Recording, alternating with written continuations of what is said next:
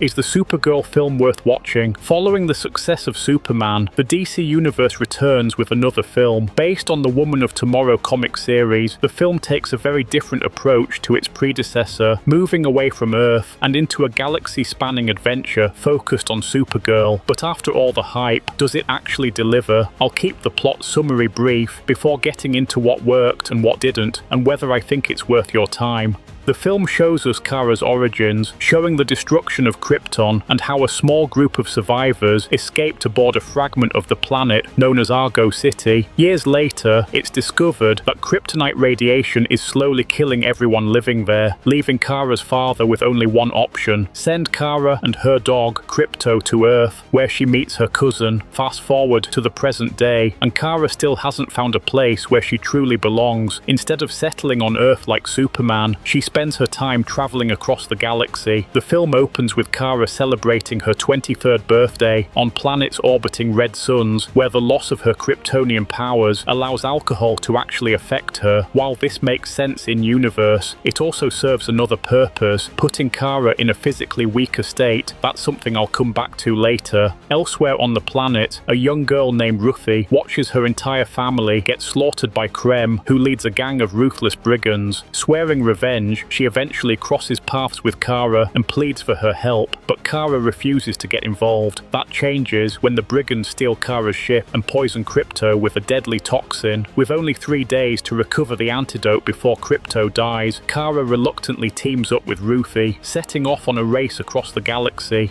The story works at the fundamental level. It's a simple and straightforward quest, with Kara having to track down the brigand leader so she can save her dog. The problem isn't that the story is simple. Many great films have simple plots. It's that the story largely fails to keep you entertained or engaged. The film plays it safe, a cookie-cutter formula that we've seen many times before. Instead of building tension through unpredictable developments, the film often relies on standard superhero conventions that we've seen many times before. There's a little bit of character growth, but not much, as Kara takes somewhat of a protective role towards Ruthie, trying to turn her away from her revenge plot, claiming it won't bring her peace. Despite Kara's early reluctance to keep her around, Kara eventually returns to Earth in the end, but we aren't sure if that's actual character growth, that she's grown out of her rampant partying phase, or is just returning home for a while. The main villain, Krem, is boring and lacks any personality, aside from being a terrible person,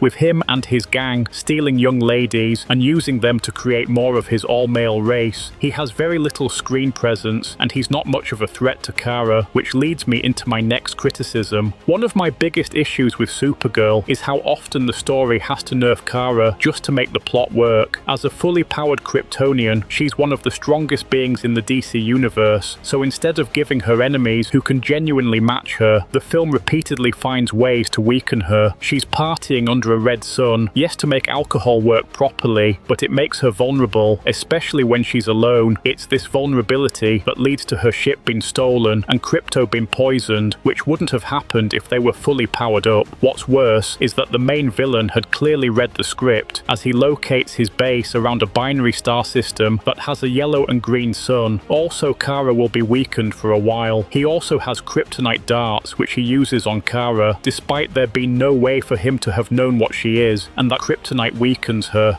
Lobo, played by Jason Momoa, looks like he's clearly having fun playing the character, but he's also very underpowered and underused. In the comics, Lobo is one of DC's most feared bounty hunters, powerful enough to fight Kryptonians and almost impossible to kill thanks to his incredible healing factor. Yet in the film, he's not much more than a bounty hunter on a bike. He has some entertaining moments and brings plenty of personality, but he never really gets the opportunity to show just how dangerous he can be. Towards the end of the film, he's been captured and is held in a cage aboard the brigand ship and has to be rescued by Ruthie, who somehow manages to strangle a guy twice her size. Yet we don't see how Lobo is captured, nor is it explained why he doesn't simply tear the cage apart. Perhaps this is done so his character doesn't overshow Kara. Hopefully, this is just an introduction, because there's far more potential here than the film actually explores. Is there any good things about this film? Not many. I can't fault any of the cast. Regardless of the story problems, I think they all gave good performances. The visuals are decent and the fight scenes are okay, but none of those things make up for the film's problems. Is the film worth watching? If you need to kill 2 hours, you can treat it as a mediocre superhero action film, but I wouldn't go into the cinema expecting anything special.